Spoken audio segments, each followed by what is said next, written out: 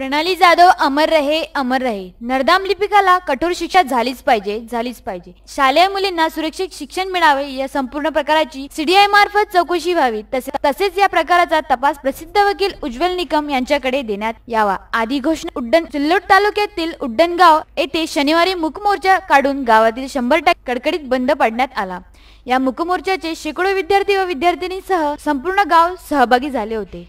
उड्डणगाव येथील विद्यार्थिनी प्रणाली कृष्ण जाधव हिने 5 फेब्रुवारी रोजी महाविद्यालयातील एका लिपिकाच्या छळाला कंटाळून आत्महत्या केली। या घटनेच्या निषेधार्थ शनिवारी येथे ग्रामस्थांनी स्वयंस्फूर्तीने कडकडीत बंदच मूकमोर्चात सहभाग घेतला। सकाळी ग्रामपंचायत कार्यालयापासून या मूकमोर्चाला सुरुवात झाली। मोर्चात विविध घोषणांनी प्रत्येकाची मने हेलवून गेली होती। मोर्चात शालेय विद्यार्थी, विद्यार्थिनी, महिला, तरुणी, गावकऱ्यांची मोठ्या संख्येने उपस्थिती होती।